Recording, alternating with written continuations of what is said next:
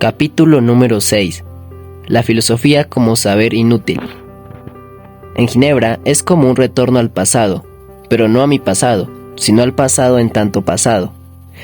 Ya casi nadie toma Ginebra, aunque el casi nadie tiene únicamente que ver con todos los lugares que no son este bar, o barcitos similares. Lo fácil es ir a la estación de servicio. Allí todo está en el lugar que tiene que estar. Góndolas, heladeras, marcas conocidas. El desacomodamiento hace que lo obvio pierda su naturalidad, y no solo todo lo que nos resulta extraño, sino que, además, todo deje de ser obvio. Pero el desacomodamiento es la base misma de la filosofía, ya que hasta el mismo pensar filosófico implica correrse de las formas comunes en que se piensa y dar un paso al costado. Algunos filosóficos tradicionales sostenían que hacer filosofía era dar un paso hacia lo profundo, pero esta diferencia resulta un poco petulante. Y en todo caso, ¿qué es lo profundo? ¿Y acaso hay algo más que la materialidad que nos rodea? Otra vez la interioridad, ya no de lo humano, sino ahora de lo real mismo. Hay una idea de Nietzsche según la cual la profundidad también es una de las formas de la superficie. Todo es superficie, todo es textura, también este color de natfa, esta luz, este vidrio y sobre todo esta neurona producida por el sistema nervioso de un cuerpo ordenado y organizado por un cerebro que no pesa más de 1,5 kilos y con una textura gelatinosa, o por lo menos eso dicen. Lo cierto es que no importa la ginebra, sino que el extrañamiento puede generarse aquí en la estación de servicio. Y en la medida que suspendamos por un momento el carácter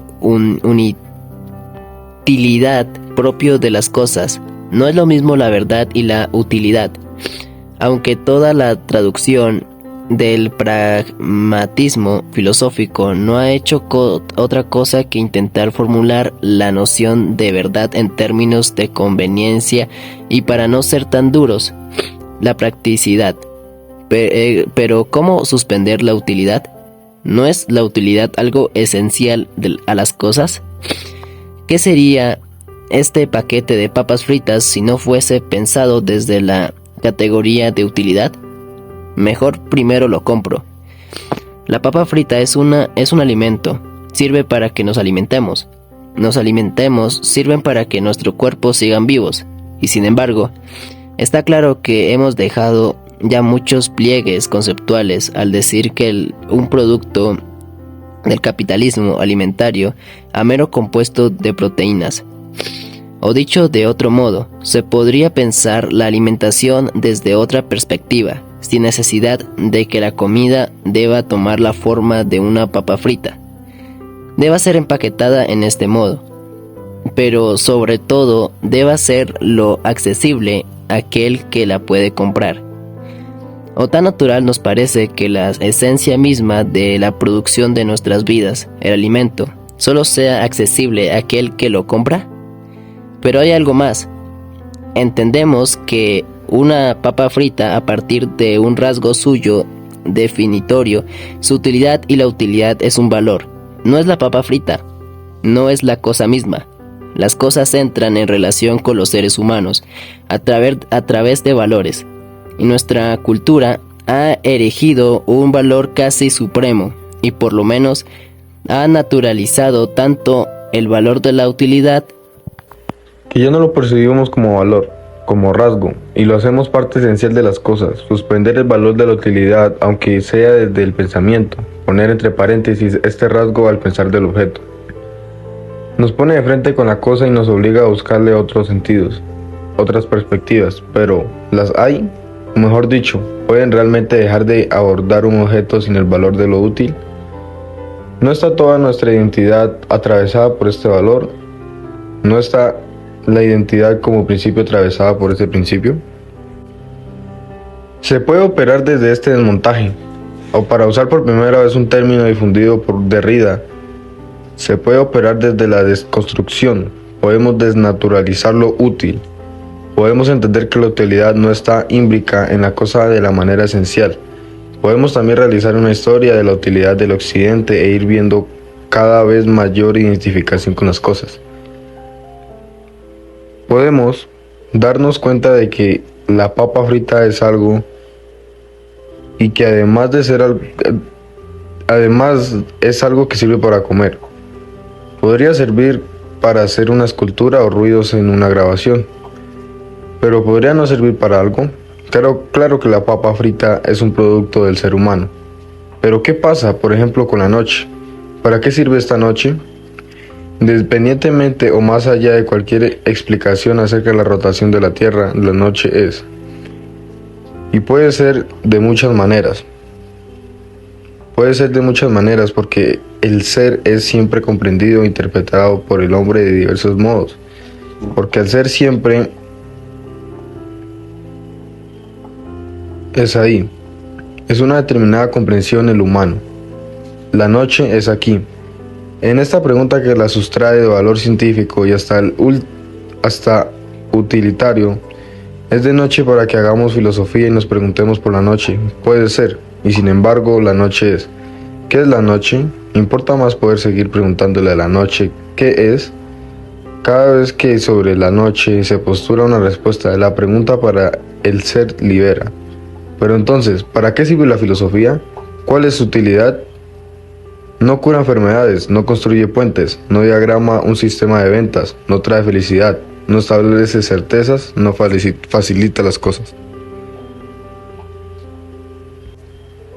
Hay una famosa apreciación de Oscar Wilde sobre el carácter inútil del arte. Todo arte es completamente inútil y la filosofía tiene mucho de arte.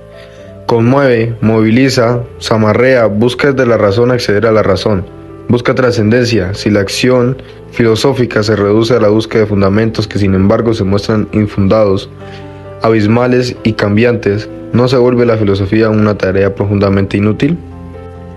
Está claro que se puede definir la idea de utilidad de modos no convencionales, pero desde un punto de vista más estructural. Estamos hablando de una forma de pensar que tiene justamente como objetivo la interrupción de la faceta utilitaria de todo fenómeno, acción o entidad. Esto es, pareciera que la naturaleza misma de la filosofía es el cuestionamiento del carácter monopólicamente utilitario de todo lo que hay. Cuestionar que todo tenga que ser útil, que todo tenga que servir para algo, que todo tenga que servir a alguien. No es una última instancia proponer la utilidad como valor, o peor, ¿no se convierte la filosofía en un saber inútil? Es algo mismo tiempo de trabajo filosófico, consiste en un trabajo intelectual, a lo sumo dialógico, donde se trata de producir desde el análisis crítico cierta imponencia que el funcionamiento de las cosas, cierta inoperiosidad. No se interrumpe la obviedad del funcionamiento, se muestra que aquello que viene funcionando correctamente o principio sin fisuras. Sin embargo, a partir de cierto desconsolamiento sus pilares dejan de funcionar. Muestra sus contingencias, su posibilidad de hacer otra cosa, su posibilidad de ser otra manera.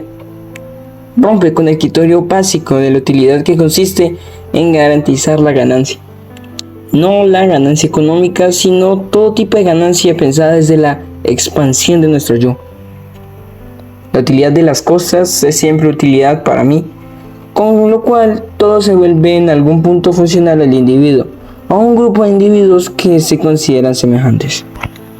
Esta manía de reducir todo lo que nos rodea a lo útil y conveniente para mí, en principio nos hace perder todo el resto de facetas posibles que puedan manifestar las cosas, así como nos priva de conectarnos con la diferencia del otro, ya que reducimos a otra persona al mero ejercicio estratégico de expansión de mi propio yo. Las cosas me son útiles, las personas me son útiles, las personas me son cosas. Convincente argumento que, según la lógica, sin embargo, no es correcto. Pero no puedo estar pensando esto en una estación de servicio, donde, como lo dice su nombre, todo está pensado como servicio. Servicio para mí, servicio para cada uno, servicio para cada yo. Y ya no me preocupa la papa frita, sino el muchacho que está cobrando en la caja, su mirada perdida, sus manos funcionando con una eficaz productiva, su ser partido entre un yo que se olvida de sí mismo y otro enejado de su labor, entre un yo libre y otro yo cobrando. ¿Pero qué es cobrar? ¿No es el servicio algo que se da sin nada a cambio? ¿O en el capitalismo el servicio también es una mercancía? Y así es. No deja de ser servicio. ¿Qué es ganar cuando hacemos filosofía? ¿En qué consistirá una ganancia filosófica? En dudar de todo, en pensar que todo puede ser de otro modo, en desenmascarar las tramas de interés escondidas en toda la verdad. Si así fuera, ¿no se convertiría por oposición la filosofía más bien en una pérdida? Una pérdida de tranquilidad, de seguridad, de certidumbre, en el que el problema es otro. ¿Nos alcanza conceptualmente el paradigma de la utilidad para explicar la labor de la filosofía? Pues pareciera que no. En la filosofía se gana cuando se pierde cuando se cree estar ganando. Por eso se sostiene que es un saber inútil. Es un saber inútil porque cuestiona que todo tenga que ser útil. Cuestiona el principio de utilidad como valor dominante, neutralizado y normalizado de todos nuestros actos. Y un saber inútil porque, a diferencia del resto de los saberes, no responde por el cómo, sino que pregunta por el qué. No responde, pregunta. Y en la pregunta, interrumpe. Lo inútil. Pago con mi tarjeta de débito y el dispositivo no funciona. No me puedo llevar las papitas fritas. Lo inútil. El joven cajero me explica algo, pero el lenguaje ya no comunica. Lo inútil. Mi cuerpo tiene hambre, pero olvida cómo alimentarse. El marciano se ha apoderado de mi conciencia. Descartes lo llama la hipótesis del genio maligno. Imaginemos un ser con mucho poder y con mucha voluntad de hacernos el mal. Una especie de antidios que busca engañarnos todo el tiempo. ¿Qué haría? ¿Cuál sería el engaño máximo? ¿No buscaría más que nada manipular a otros principios lógicos y ontológicos fundamentales? Esto es, no intentaría engañarnos, no en esta sensación o en esta percepción, sino en la estructura misma de la realidad, de modo tal que todos creamos que A es idéntico y A, cuando tal vez no lo sea, A es idéntico a A. Significa ni más ni menos que cada una de las cosas de este mundo sean idénticas a sí mismas y no estén cambiando frenéticamente todo el tiempo, convirtiéndose a cada instante en otra cosa. Que esta mano siga siendo esta mano, esta estación de servicio, la misma estación de servicio, que la noche siga siendo noche. ¿Qué pasaría si las coordenadas que ordenan nuestra realidad fuesen una imposición, o a lo sumo, una modalidad posible? Si se nos cae el principio de identidad y pudiera no ser cierto, que A es idéntico a A, se nos cae todo, se nos cae el todo. Si A no fuese idéntico a A, este mismo que está diciendo sería incomprensible, ya que el significado de estas palabras podrían estar cambiando en cada acto de enunciación. Necesitamos que la identidad de cada palabra consigo misma mínimamente para poder expresar esa duda. Pero una vez más entonces, es lo mismo, ¿verdad? Y funcionamiento al interior de un sueño, todo funciona bien, pero es un sueño, es un sistema axiomático. Cada vez derivación se deduce de las premisas anteriores. Pero otra cosa es que se corresponda todo ese sistema con lo real. ¿Cómo definir en última instancia la verdad? ¿Qué es la verdad? Y sin embargo, asociamos todo el tiempo la verdad con el funcionamiento. El cajerón me cobra las papas fritas y creemos que algo verdadero se produce. Se recompuso la máquina y me pudo cobrar. Algo sucedió y lo que sucedió parece ser real, pero es solo un artefacto que envía ondas magnéticas por la red telefónica, ingresando a un sistema en red que debía un número de otro número, que me corresponde y habilita de ese modo que un paquete de papel que contiene algo, mitad comida y mitad química, llegue a mis manos para que yo pueda saciar el hambre, y a esto llamámoslo real. Inutilizar el sentido, la verdad o lo real. Tarea de una filosofía que expresa esa otra dimensión de nuestro ser que nos hace cuestionar todo lo que nos rodea, y sin embargo, la pregunta mantiene su inercia. ¿Cuál es la utilidad de inutilizarlo todo, pero si se trata de no hacer nada útil? No se puede. ¿Cómo no se puede no comer? ¿Cómo no se puede todo? No se puede no hacer cosas útiles, porque la utilidad es un valor definitorio y nuestra cultura. Pero se puede cuestionar, descontarlo, abrir otras posibilidades de ser, debilitarlo. Una cosa es el monopolio de lo útil y otra cosa es vivir tratando de que lo útil no nos monopolice la existencia. Salirse de lo útil es ser un marciano, pero hasta la idea que tenemos de lo que es un marciano se halla atravesada por el valor de lo útil, de la medida en que esta marcianidad nos hace posible cuestionar el paradigma de la utilidad. Hay un punto en el que tanta vuelta parece no conducir a nada. ¿Para qué perderme en esta estupidez de la utilidad o inutilidad, si al final de cuentas puede comer solo porque el aparato volvió a funcionar?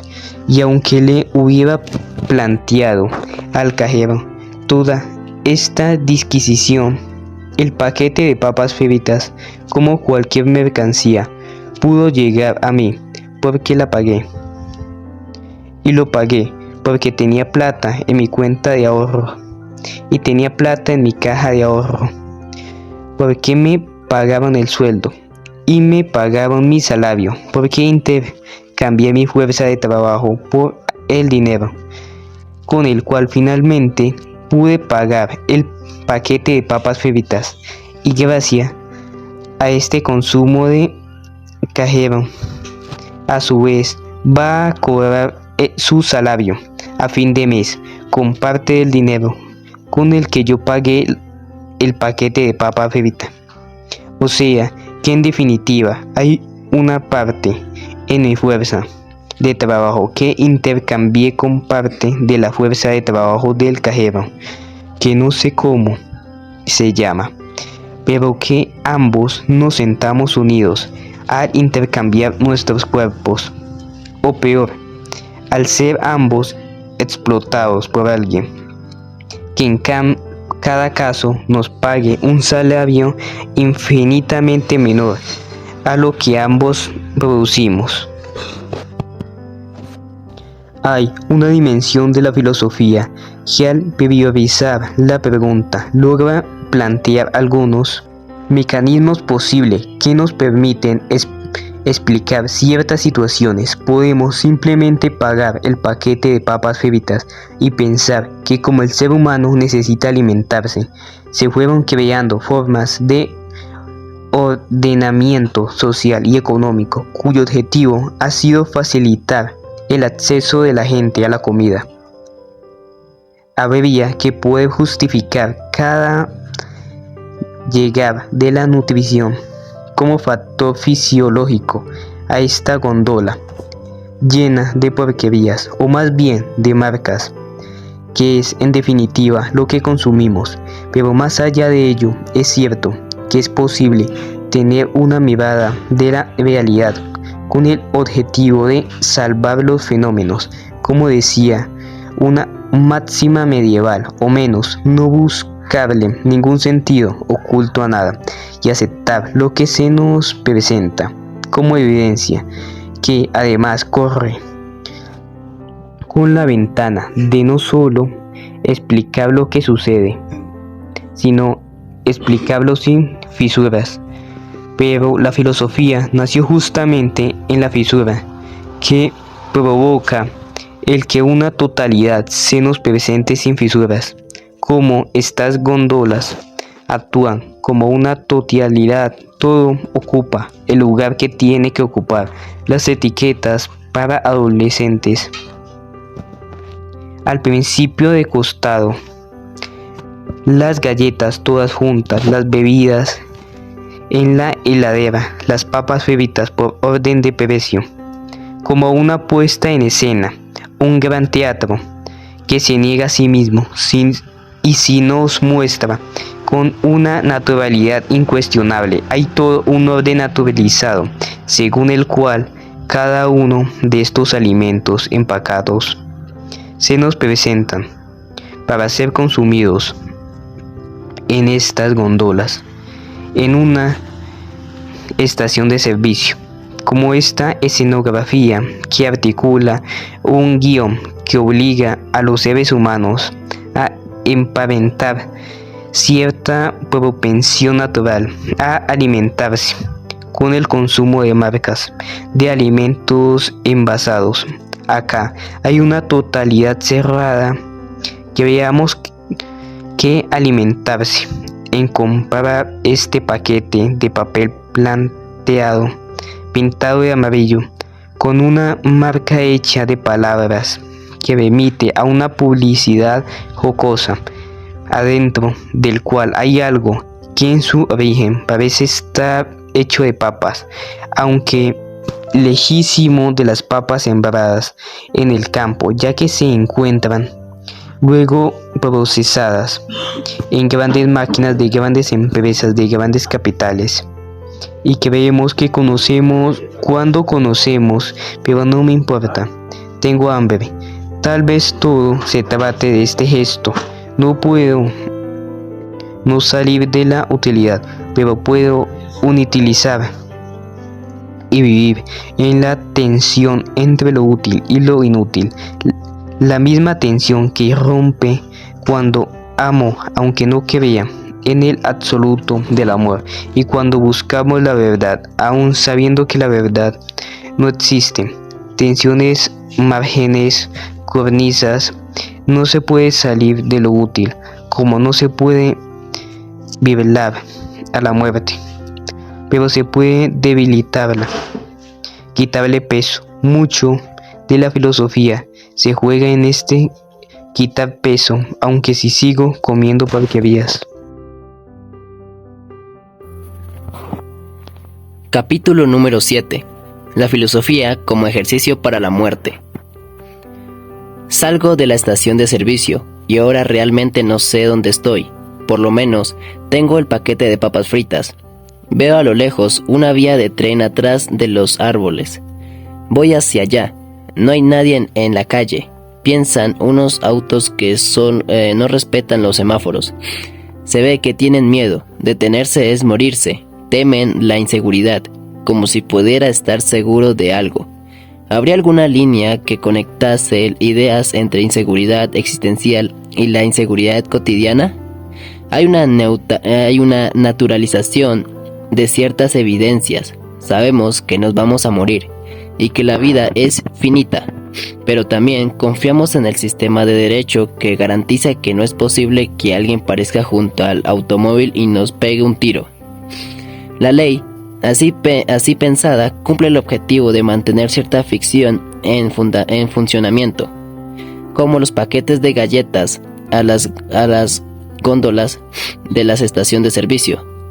Se supone que una galleta es comida y que la comida es un bien necesario para la subsistencia, pero en realidad, ¿cuánta mediación ha habido entre la condición existencial del humano que necesita de su propia reproducción en la ingesta de alimentos diaria y el sistema de capital que después de milenios de historia culminó en una figura de la organización de la vida social que incluye que la comida deje de ser medio de subsistencia para pasar a ser un bien solo para aquellos que lo pueden adquirir? Además de haberse articulado en un sistema de consumo con una serie de pasos entre el trigo a este paquete de galletitas que incluyen toda una serie de intermediarios que viven agregando pasos.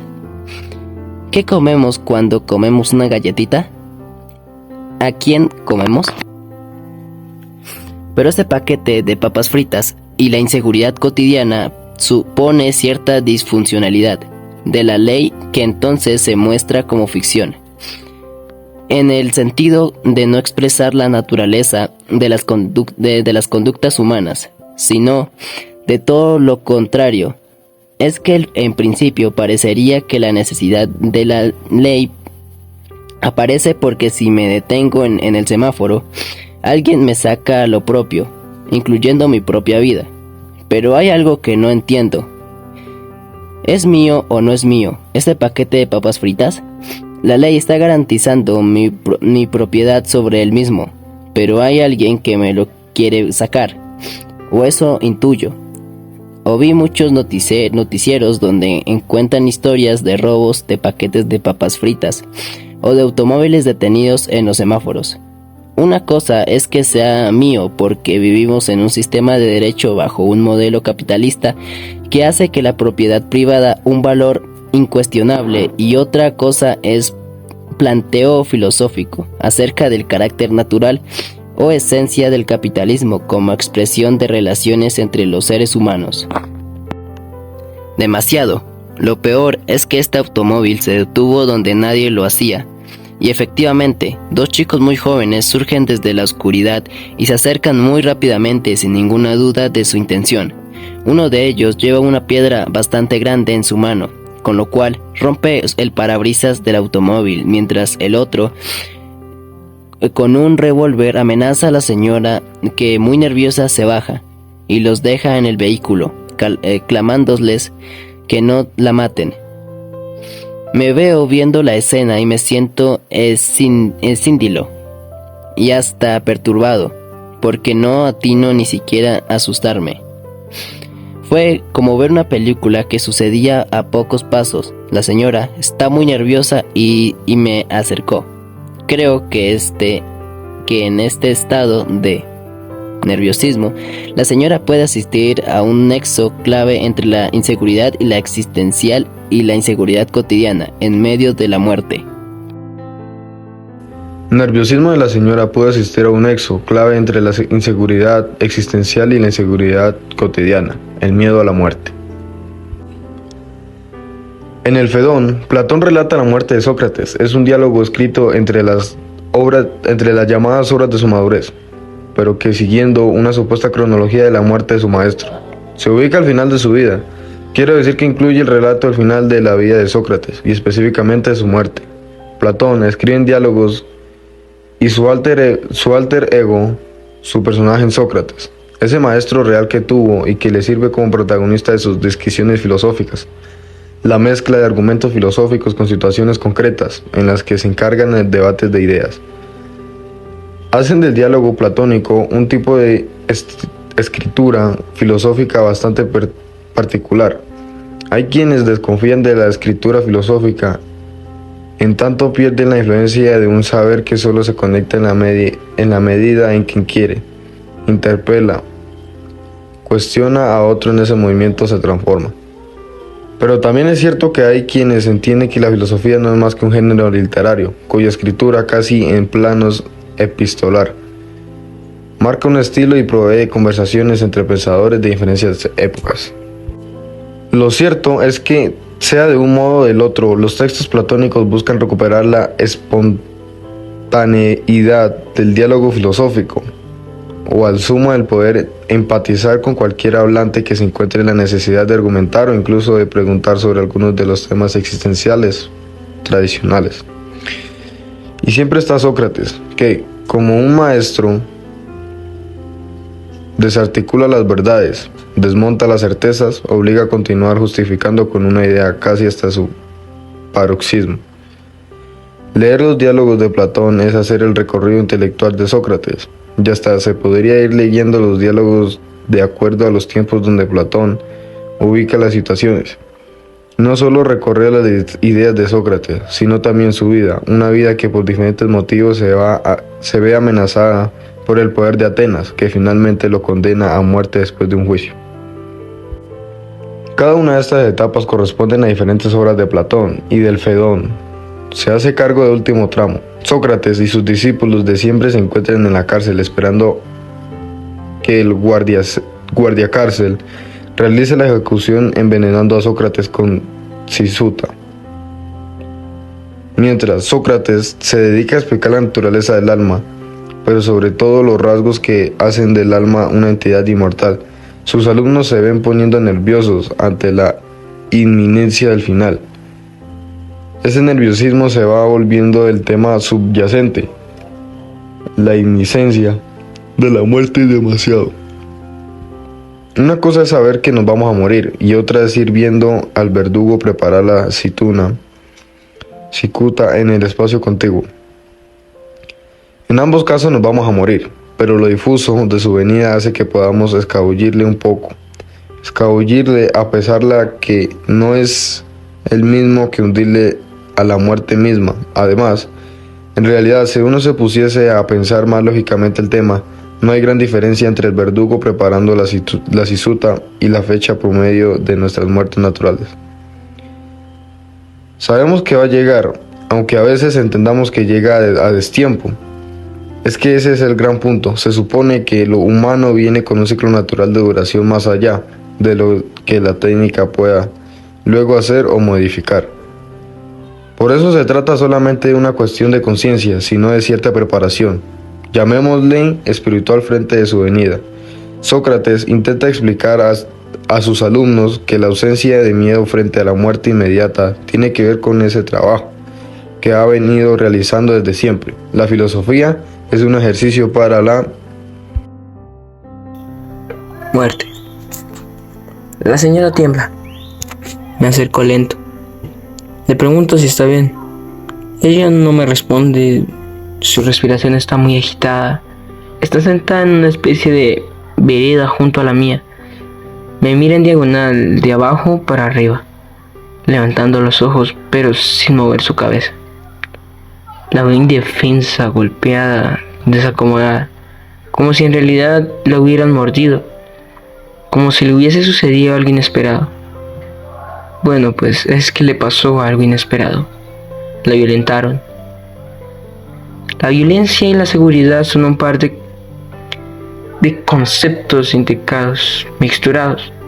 Se nos violencia en esta seguridad básica que necesitamos para que las cosas funcionen. Vale, en el medio de esta situación horrorosa, igual preguntarse qué cosa y también funcione para qué. Hay violencia cuando en este semáforo se roban un automóvil. Y hay violencia en un lenguaje que subsume toda diferencia y singularidad a una palabra que con el afán de la comunicación pierde del todo detalle. Pero tiene sentido esta comparación. Las situaciones límites nos acercan un poco a la filosofía. Calculo que la señora se sentiría un poco movilizada. Por suerte no la mataron. aunque no creo que en este momento lo valore. Busco conectar con su desesperación, aunque la voy sintiendo más tranquila. Le acaricio el hombro, pero sintiendo en esa instancia toda la fuerza del rechazo frente a la presencia ajena. Me quita la mano y me abre la cara. Estos negros de mierda, habría que revelarlos a todos. Vomita muy despacio las letras, los tonos, pero poniendo todo el ímpetu del enojo en los puentes de las vocales, sobre todo en la letra E. Mierda. Puede ser un gran insulto, despectivo, soez, o puede ser casi un sinónimo neutral de ente, como si dijésemos de cualquier otra cosa. Che, esta mierda no funciona. Es que algo no funcionó para la señora. Le robaron. Y sí, le robaron su auto. Hay negros de mierda que no son ni negros ni de mierda, pero por ser negros y de mierda le robaron el auto. Mejor dicho, no importa qué signifique ser negro y de mierda, sino que a todo aquel que me robe va a ser negro y de mierda. Las situaciones límites desanudan asociadas diversas. Una muerte injusta puede generar todo un sentido posterior en el solo acto de búsqueda de justicia. Aunque la responsabilidad de esta muerte recaiga en un accidente, es que lo que da sentido es la búsqueda, y por eso hasta creemos que un fenómeno natural puede ser injusto. La lluvia nunca es injusta. Lo injusto es que en una ciudad se inunde porque no hubo prevención, pero también puede abroquearlos en lo que somos, y también podemos sacar de nosotros mismos y desplazarnos a lugares impensables. La señora odia a los negros de mierda. Todo el relato del robo quedará siempre asociado a una figura de la distinción antropológica. Por ahí, después la suelta, por ahí no. Pero, ¿qué significa que la filosofía es un ejercicio para la muerte? ¿Cuál es la relación entre la filosofía y la muerte? ¿Y por qué entre ambas hay un lazo que tiene que ver con una labor, con una tarea? No sé cómo hablar de la señora. Me siento demasiado extraño. Solo quiero consolarla, pero su boca me expulsó y fue desterrado pedazos de mi sensibilidad. Creo que mucho de lo que buscamos tiene que ver con no sé cómo hablarle a la señora. Hay una otredad que siempre nos acompaña en su negatividad, en su imposibilidad, y que de alguna manera nos ha definido en que vamos siendo. Mi límite hoy es la señora diciendo: negros de mierda, hay que arreglarlos. Pero incluso no es un límite desconocido, sino que hasta podría avisorarlo en mi intimidad.